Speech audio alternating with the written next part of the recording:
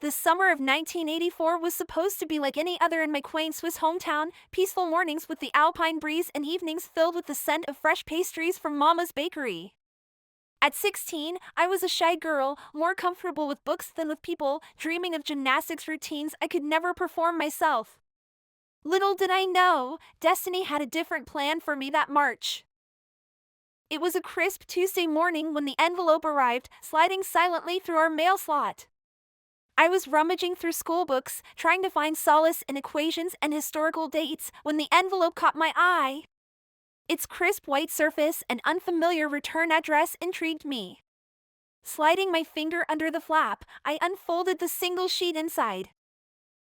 Congratulations, it began, the letters dancing with promise. You have been selected as an interpreter for the upcoming 1984 Summer Olympic Games in Los Angeles. I stared at the paper, my heart racing. Me? An interpreter? My English and French were decent, but this was beyond anything I had ever imagined. Had I dreamed too big, or was this some kind of mistake? My mind raced with possibilities as I reread the letter, excitement slowly overpowering my initial disbelief. The news spread like wildfire through our small town. By the time the weekend rolled around, everyone, from the grocer to the local librarian, knew about my unexpected opportunity. While the majority were thrilled, my parents wore expressions of concern beneath their forced smiles. "You're going to be okay," my mother assured me, her hands trembling slightly as she helped me pack. The suitcase was barely big enough for my clothes and a few personal items, but she insisted on choosing my nicest dresses and skirts for the event. My father, ever the pragmatist, handed me a handful of American dollars. "For emergencies," he said gruffly, though his eyes betrayed his worry. My brother, the prankster of our family, presented me with a shiny new Walkman cassette player. "For some tunes on your long flights," he joked, trying to lighten the mood. I smiled, feeling a mixture of excitement and anxiety. The thought of leaving behind the familiar peaks of the Alps and the comforting routines of home was daunting. At the airport, the reality of my departure hit me hard. I hugged my parents tightly, feeling the weight of their hopes and fears intertwine with my own.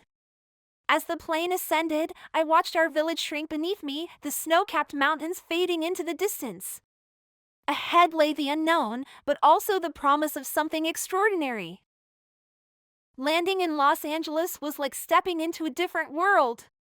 The sun blazed overhead, and the air was thick with the scent of sunscreen and blooming flowers. Palm trees lined the bustling streets, swaying gently in the warm breeze. The vibrant energy was palpable, a stark contrast to the serene landscapes of Switzerland. Navigating the sprawling city was overwhelming at first. The Olympic Village, our temporary home, was a hive of activity filled with interpreters from around the globe. I felt a bit lost among the diverse group, my simple cotton dresses making me stand out among the bright, trendy attire of the American girls. It wasn't long before a friendly face broke through my shell, Marie, a lively girl from Canada with a contagious laugh.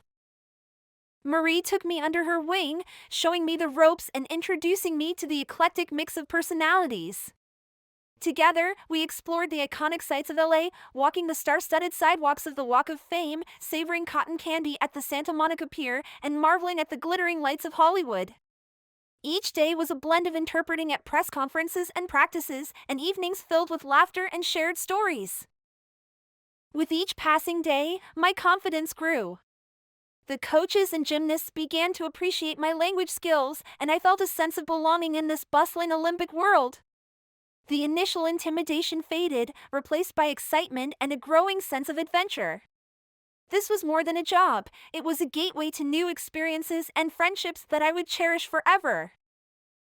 The days leading up to the opening ceremony were a whirlwind of preparations and anticipation. As an interpreter, my role was crucial yet demanding. I found myself translating press conferences, shadowing the Swiss gymnastics team, and ensuring that every nuance was accurately conveyed.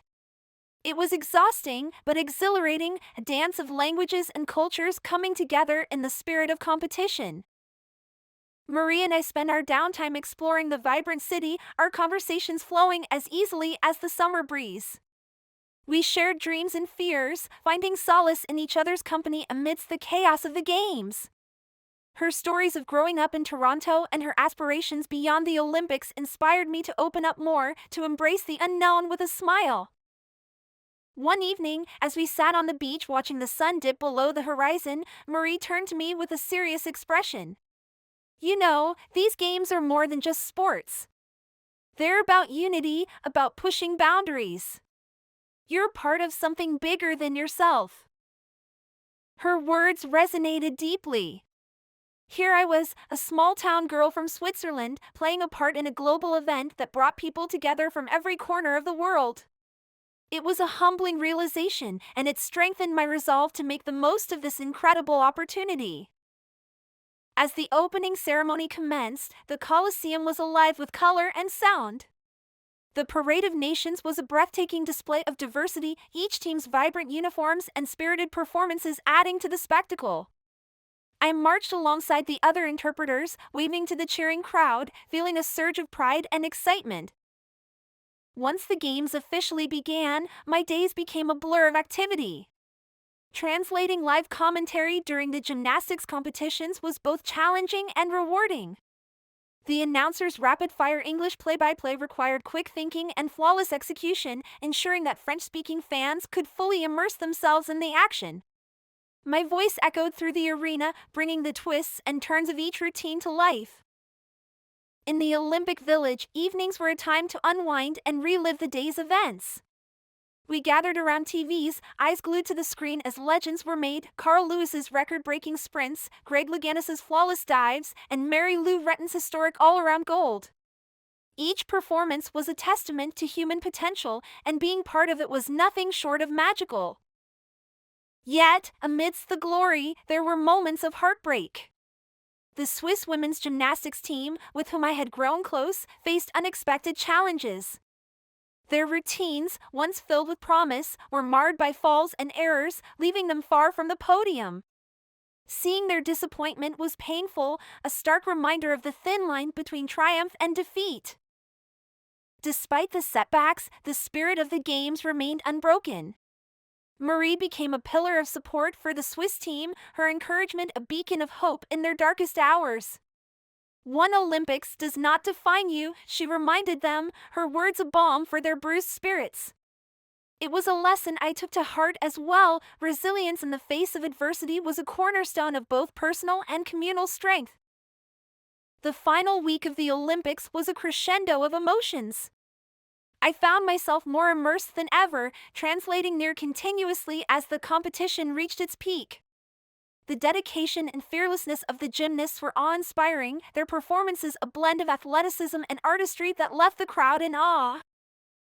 One of the most unforgettable moments was Mary Lou Retton's perfect vault, securing the USA's first women's all-around gold.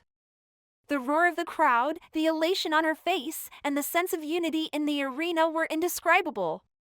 Later, witnessing Romanian gymnast Ekaterina Szabo's triumphant climb to the top of the beam podium was equally moving.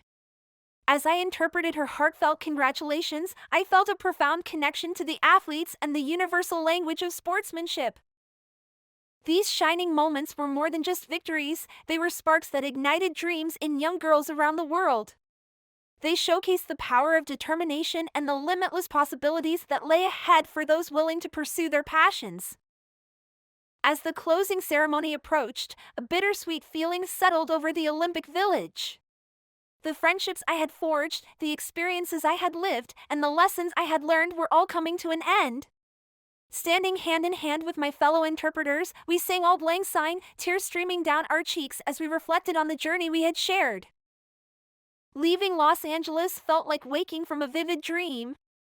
The city that had embraced me with its warmth and energy was now just a memory, but its impact on me was indelible. The golden sunsets, the bustling streets, the laughter of new friends, all were etched into my heart.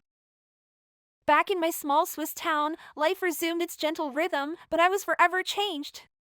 The gold medal I held in my hand wasn't mine to keep, but its significance was immeasurable. It represented the courage to step out of my comfort zone, the strength found in community, and the endless possibilities that lay ahead.